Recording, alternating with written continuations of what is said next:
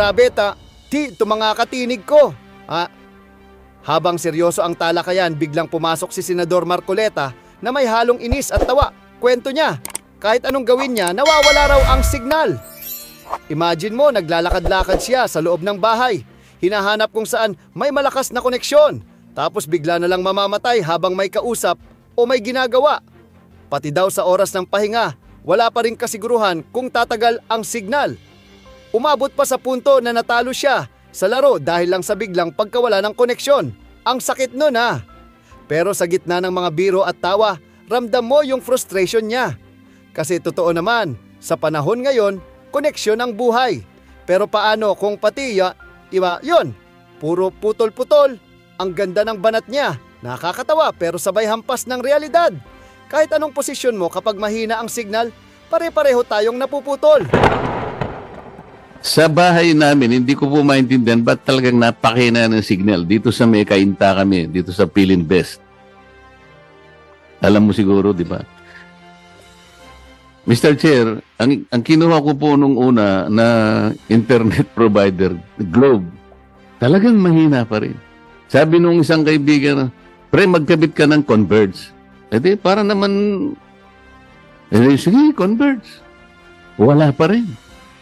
Last month, alam mo, ito subukan mo nga niya, Starlink. Nakatatlo na ako, Mr. Secretary.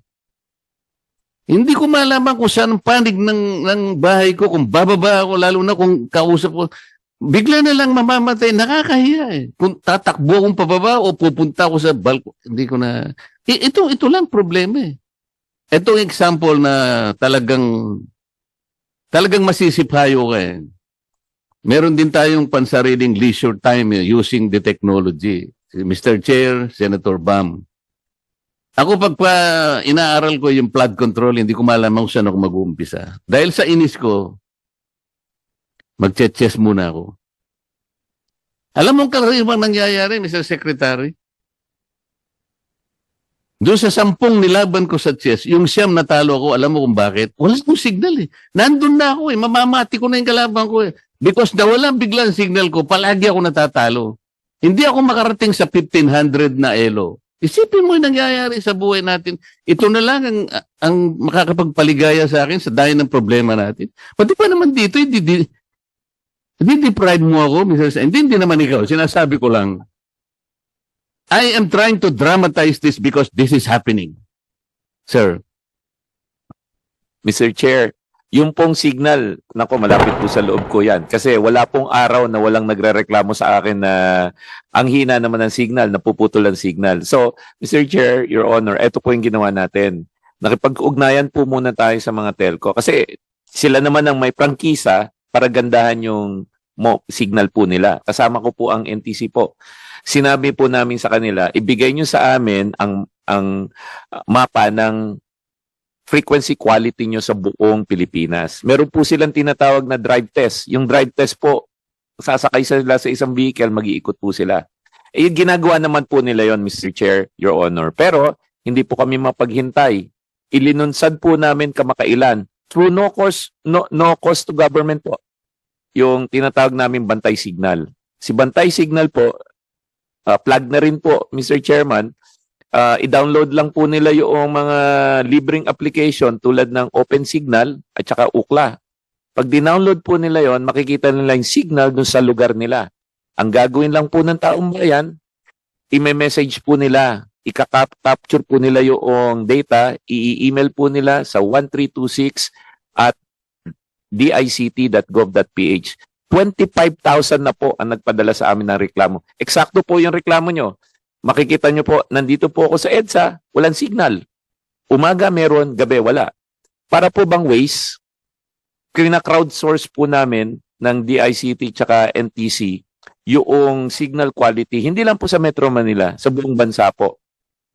Yan po ay tulong namin sa mga telco. Dahil gusto po nila talagang ayusin ang serbisyo nila. So, bago pa matapos yung drive test nila, binibigay na po namin yung resulta. At meron din po kaming website yan.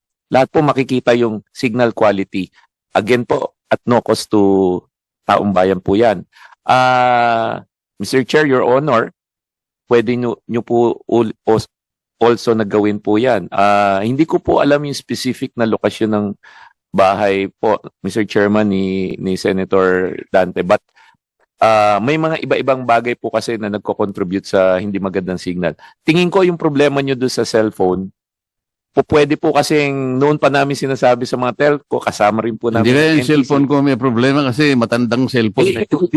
Nakakapaglaro kayo ng 9 out of 10. So, dapat po, may signal yan. Ang isa po sa pinagtutulungan namin is, i-retire na po ang 2G at 3G. Ang 2G at 3G po, nakakasira po sa data signal nyo yan. Makikita nyo po na sa 4G, 5G kayo, biglang bababa ng 3G, 2G. Wala na kayong data nun. Yun po yung problema. Nandun po kayo sa EDSA, nalilate kayo sa meeting, naka-zoom kayo, maganda yung signal, biglang may nadaanan kayo na wala. Ano dapat yung phone mo 3G? Dapat, ang lahat po ng telepono ngayon, 4G and up na, karamihan. Yung telepono nyo po, kung smartphone yan, 4G capable po yan. Pero yung signal po, na binibigay ng mga telco, 2G lang yun siya, kaya siguro Ha? ay, yun na po yung problema siguro, Mr. Chair. Hindi mo kagad sinabi. So, Mr. Chair, sana lang.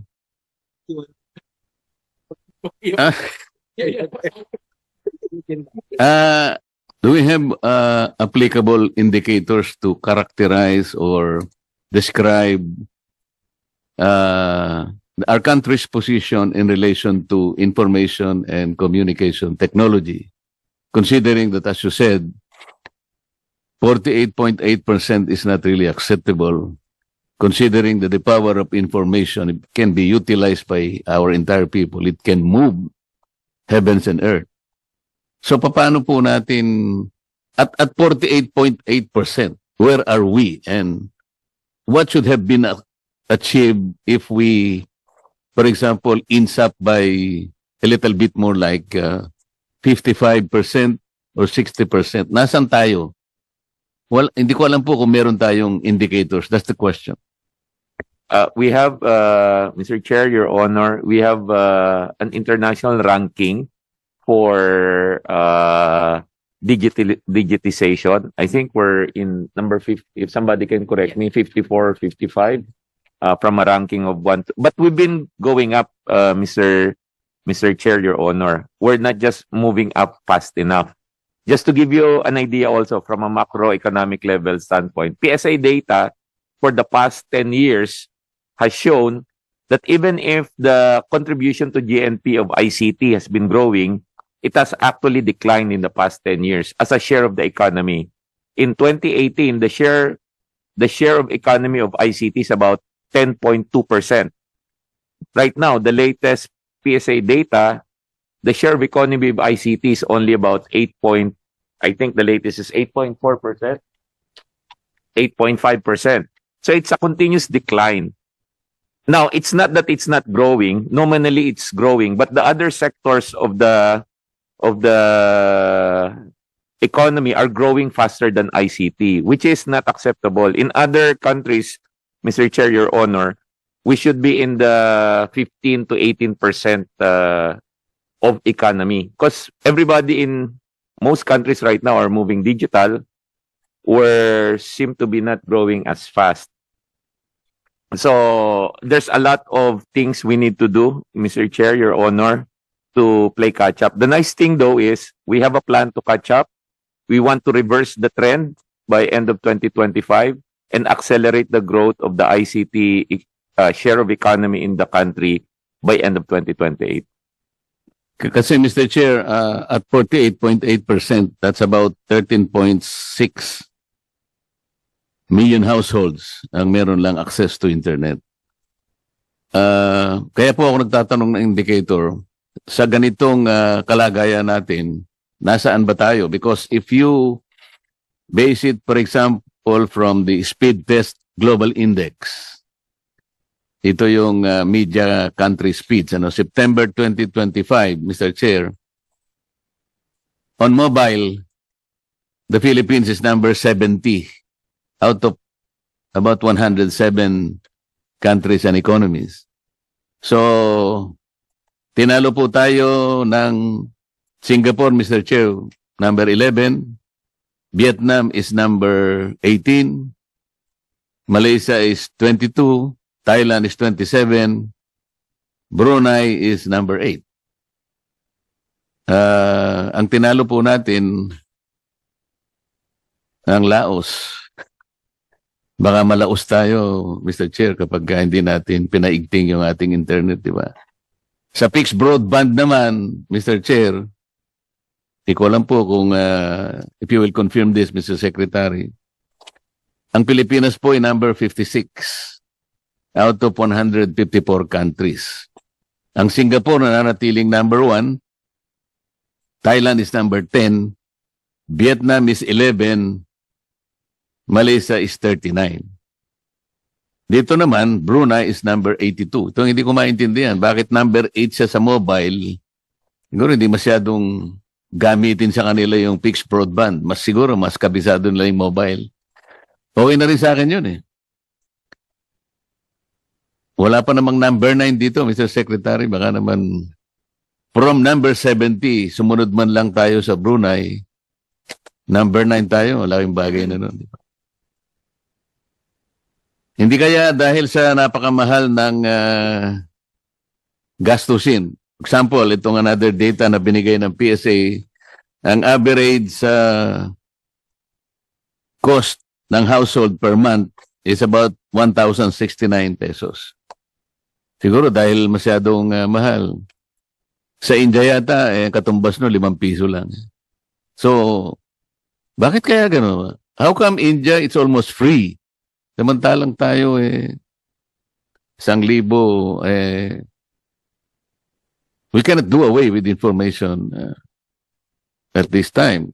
Malaki po ang, sabi nga ninyo, can you imagine if you are able to empower our people? Sa 70% na lang Hindi natin alam kung anong i-contribute ng karagdagang information. Collective empowerment of our people. Siguro, yung 5.5% natin ng growth ng GDP, baka mag 10%. Because nasa 48.8%, less than one half. Baka yan ang answer to our dilemma here. Hindi tayo maabot-abot yung hanggang 5%, 5.5%, but pwede tayo makalumdag ng... Hindi ko makalimutan yung sinabi ni Secretary Recto. In order for us to grow at 30 trillion pesos GDP by next year, that will be about to support our national budget of 6.7%, which is 22% of our GDP. We need to grow at 7.5%. Can you imagine? Alam naman natin hindi tayo mag-grow at even 7% considering the doldrum that we are in now. So baka ito yung answer. Tama po. Mr. Chair, Your Honor, agree po ako, yan po yung sagot. Bigyan ko po ng konteksto. Maliban sa pagka nag-invest ka sa digital, bibilis ang trabaho, at magmumultiply yung productivity. Sa ekonomiya po, di ba, importante sa atin yung productivity index po. Hindi lang dodoble ang productivity index. Nakita na po natin yan. Imbis na pumila ka sa pagkuha mo ng lisensya, if you can apply anywhere, everywhere, makakatipid ka sa pamasahe, makakatipid ka sa oras, at 24/7 yan. Isa pong dimension po ng digital yan, kaya malakas ang multiplier effect niya sa economy. One is productivity. Imbis na nagpapasahan tayo ng papel, minsan nagme-message na lang tayo, mas mabilis. Pangalawa po, anti-corruption. So, yung mga bansa po na mataas ang digital index, makikita nyo rin po, mababa ang korupsyon. Ito po ay dahil sa sistema. Dahil transparent ang transaksyon at nawawala po yung wait time. Yung wait time po yung... Hindi kaya sinasadya nila na ganito na lang tayo kababa para yung corruption manatili? Tingnan mo na lang ang flood control. Alam mo kung yung kanilang mga tinatawag na PCMA and MYPS na ginagamit nila, kung paano nila malagyan ng coordinates yung mga flood control projects. ang laki ng discrepancy between the two applications being used by DPWH. There is a discrepancy between 67 meters to about 400 meters. So doon pa lang wala pala silang although they maintain sinasabi nila real time. Papasikatan ka pa real time, sabi hindi pala totoo. When we check in our Blue Ribbon Committee, hindi real time ina-update nila yung kanilang data on a monthly basis, usually at the end of the month, through their encoder. Wala silang, maski na satellite, wala. Alam mo yung katwira nila? It's too costly. Bakit naman costly kung yun ang kailangan? Can you imagine empowering your people 100%? Sabi ko nga sa'yo baka 10% ng growth ng GDP natin. That's the only way we can overtake our neighboring countries. Hindi kaya sinasadya nila ito? Sana naman, nandiyan ka naman mahalata mo naman kung sinasadya nila, di ba? Mr. Chairman, Your Honor, hindi ko po mahuhusgahan kung sinadya o hindi sinadya. Ang nakikita ko lang po, kapag ang sistema po mahina sa digitization, marami po kasing nasisingitan ng human discretion. Mabuti na sabi mo yun. At dyan nagtatapos ang usapan natin ngayon. Kung may gusto kang idagdag o reaksyon, i-comment mo lang sa baba. Boses mo'y mahalaga. Huwag kalimutang i-like, share, at subscribe para sama-sama nating palakasin ang tinig ng bayan. Hanggang sa susunod, tandaan, ang may alam, may laban! Awesome!